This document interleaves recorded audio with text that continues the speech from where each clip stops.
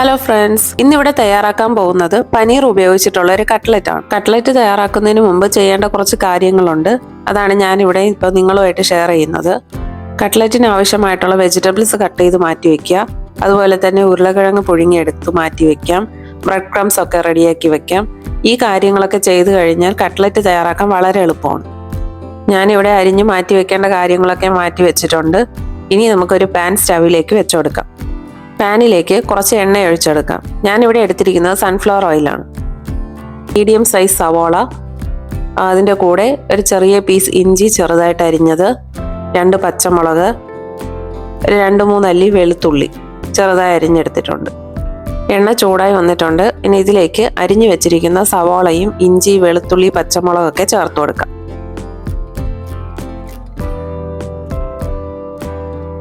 ഇനി സവോള ഒന്ന് വാടി വരുന്നവരെ നന്നായിട്ടൊന്ന് വഴറ്റുക.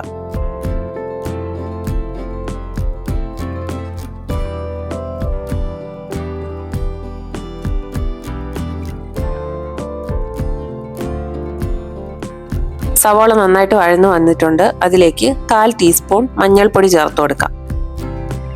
1/2 ടീസ്പൂൺ നല്ല മുളക് പൊടി ചേർത്ത് കൊടുക്കുകയാണ്. ഓൾറെഡി നമ്മൾ ഇതിൽ 2 പച്ചമുളക് ചേർത്തിട്ടുണ്ട്. ഈ മുളക് പൊടി നല്ല എരിവുള്ളതാണ്, അതുകൊണ്ടാണ് ഞാൻ 1/2 ടീസ്പൂൺ ചേർത്തിട്ടുള്ളത്. എരിവനുസരിച്ച് നിങ്ങൾക്ക് മാറ്റി മറിച്ചൊക്കെ ചേർക്കാവുന്നതാണ്. 1/4 ടീസ്പൂൺ മല്ലിപ്പൊടി ചേർത്ത് കൊടുക്കാം. 1/4 ടീസ്പൂൺ ഗരം മസാല ചേർത്ത് കൊടുക്കാം. 1/4 ടീസ്പൂൺ കുരുമുളക് പൊടി ചേർത്ത് കൊടുക്കാം. 1/4 ടീസ്പൂൺ ജീരകം. ഈ പൊടികളൊക്കെ ചേർത്തതിന് ശേഷം നന്നായിട്ടൊന്ന് മിക്സ് ചെയ്ത് കൊടുക്കുക. മിക്സ് ചെയ്ത് കൊടുക്കുന്ന സമയത്ത് തീ ലോ ഫ്ലെയിമിലായിരിക്കണം. പ്രത്യേകിച്ച് പൊടികൾ കരിഞ്ഞു പോകാതെ ശ്രദ്ധിക്കണം. പൊടികൾ കരിഞ്ഞു കഴിഞ്ഞാൽ അതിനൊരു കയ്പ്പ് രസം ഉണ്ടാവും.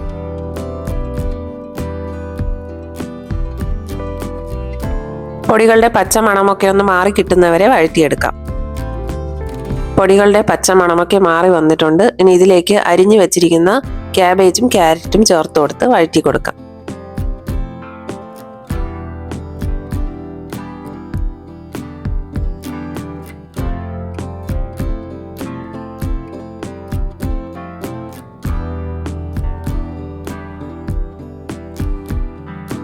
ഞാൻ ഈ വെജിറ്റബിൾസ് ഒക്കെ ചോപ്പർ ഉപയോഗിച്ചാണ് കട്ട് ചെയ്തത്. അതുകൊണ്ടാണ് എല്ലാം ഈവൻ ആയിട്ടിരിക്കുന്നത്, ഒരേ ഷേപ്പിൽ ഒരേ അളവിൽ ഇരിക്കുന്നത്. മസാലയൊക്കെ നന്നായിട്ട് പിടിക്കാൻ പാകത്തിന് മിക്സ് ചെയ്ത് കൊടുക്കുക.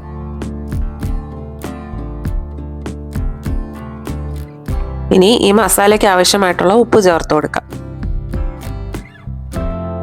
ഉപ്പ് ചേർത്ത് കൊടുത്തതിന് ശേഷം നന്നായിട്ടൊന്ന് മിക്സ് ചെയ്ത് കൊടുക്കുക. ഇനി വെജിറ്റബിൾ കുക്കാവുന്ന സമയം കൊണ്ട് നമുക്ക് വേറൊരു കാര്യം കൂടി ചെയ്തു തീർക്കാനായിട്ടുണ്ട്. ഞാനിവിടെ ഒരു പാത്രം എടുത്തു വെച്ചിട്ടുണ്ട്. ഇതിലേക്ക് 2 ടേബിൾ സ്പൂൺ മൈദ ഇട്ട് കൊടുക്കുക.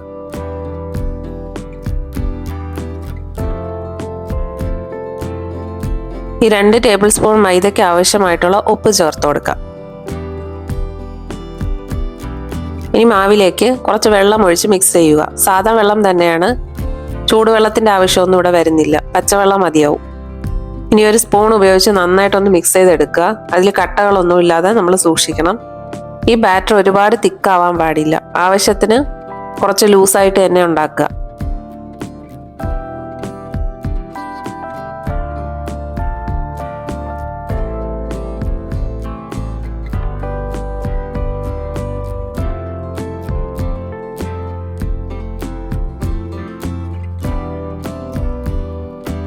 ഈ ഒരു കൺസിസ്റ്റൻസിയിൽ വേണം തയ്യാറാക്കി എടുക്കാനായിട്ട്.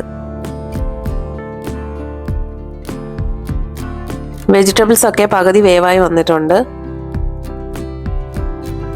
കുറച്ച് ഉപ്പിൻ്റെ കുറവുണ്ടായിരുന്നു, അതുകൊണ്ട് ഞാൻ വീണ്ടും ഉപ്പ് ആഡ് ചെയ്ത് കൊടുക്കുകയാണ്. നിങ്ങൾക്ക് ഇതിൽ ഏത് വെജിറ്റബിൾസ് വേണമെങ്കിലും ചേർത്ത് കൊടുക്കാവുന്നതാണ് കേട്ടോ.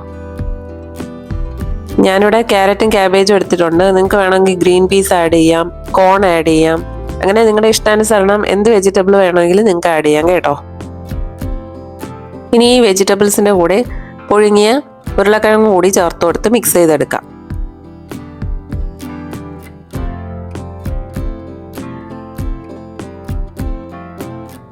ഇതുപോലെ നന്നായിട്ട് മിക്സ് ചെയ്തെടുക്കുക.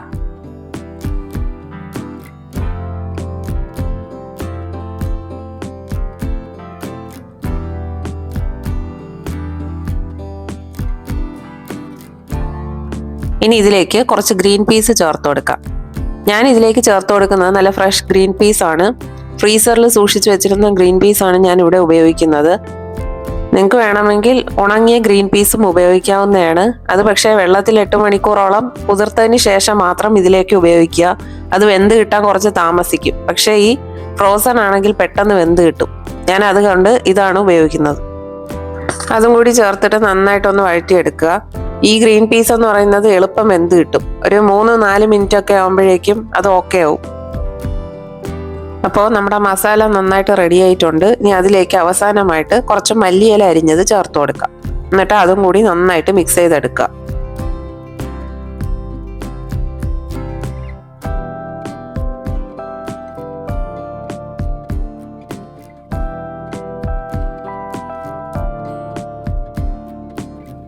അവസാനമായിട്ട് ഞാനൊന്ന് ചെക്ക് ചെയ്ത് നോക്കിയപ്പോൾ വീണ്ടും ഉപ്പിൻ്റെ ആവശ്യമുള്ളതായിട്ട് തോന്നി. അതുകൊണ്ട് ഞാൻ വീണ്ടും ഉപ്പ് ചേർത്ത് കൊടുത്തിട്ടുണ്ട്.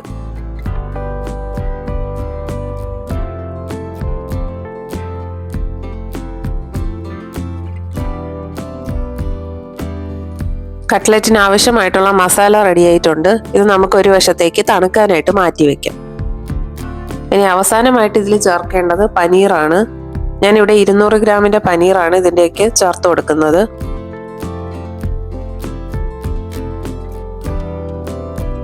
പനീർ ഇതുപോലെ പുറത്തെടുത്തതിന് ശേഷം ഒരു പാത്രത്തിലേക്ക് ഇതുപോലെ കൈ വെച്ച് ഞവടി കൊടുക്കുക.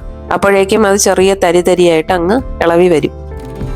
കൈ കൊണ്ട് ഇങ്ങനെ ഉടച്ചു കൊടുത്താൽ മാത്രം മതിയാവും. അപ്പോൾ തന്നെ അത് കറക്റ്റായിട്ടുള്ള രീതിയിലെല്ലാം അങ്ങ് നന്നായിട്ട് പൊടിഞ്ഞു കിട്ടിക്കോളും.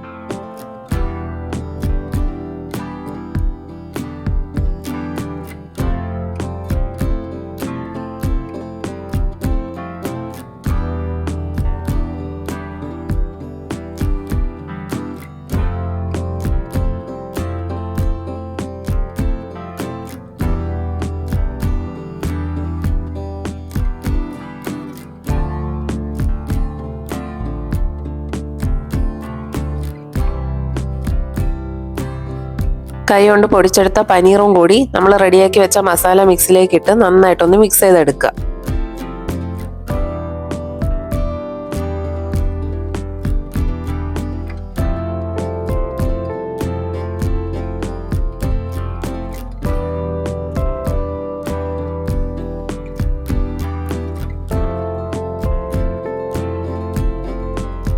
ഇപ്പോൾ പനീറും മസാലയൊക്കെ ആയിട്ട് നന്നായിട്ട് ബ്ലെൻഡായി വന്നിട്ടുണ്ട്.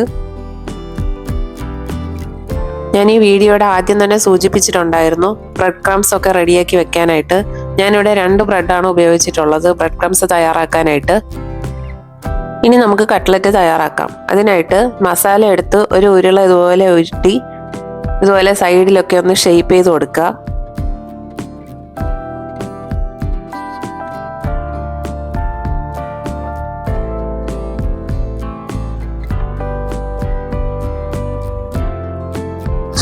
ഷേപ്പ് ചെയ്തെടുത്ത മസാല മൈദയിലേക്ക് ഇതുപോലെ മുക്കിയെടുക്കാം. അതിനുശേഷം ആ നനവോട് കൂടെ തന്നെ ബ്രെഡ് ക്രംസിലേക്കും ഇതിങ്ങനെ പുരട്ടിയെടുക്കാവുന്നതാണ്. ബ്രെഡ് ക്രംസ് ഒരുപാട് അങ്ങായി പോകരുത്. ഇതുപോലെ ചെറുതായിട്ടൊന്ന് വിതറി കൊടുത്താൽ മതിയാവും. അതെല്ലാ സ്ഥലത്തും അങ്ങ് ഒട്ടിപ്പിടിച്ചോളും.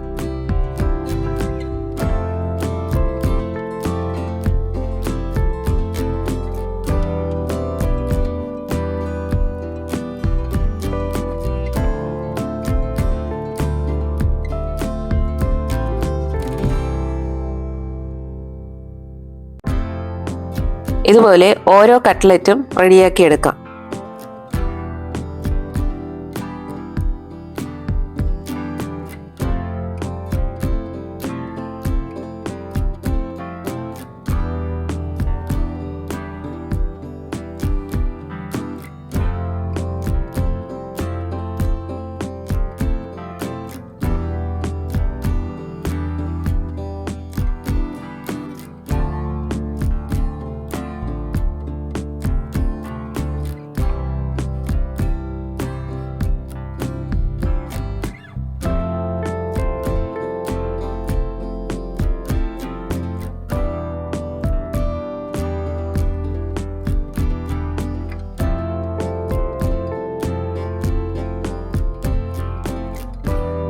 ഇനി കട്ട്ലറ്റ് നമുക്ക് ഫ്രൈ ചെയ്തെടുക്കണം.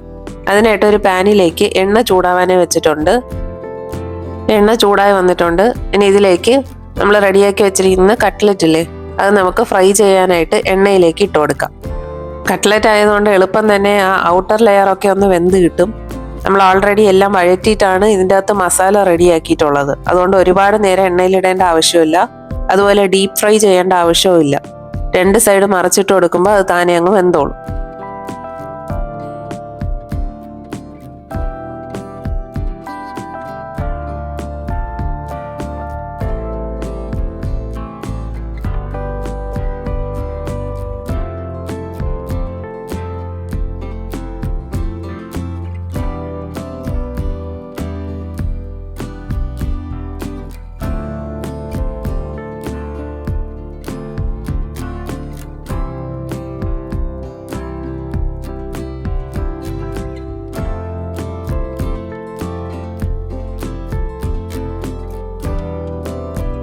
ഇനി മറു സൈഡിലേക്ക് മറിച്ചിട്ട് കൊടുക്കാം.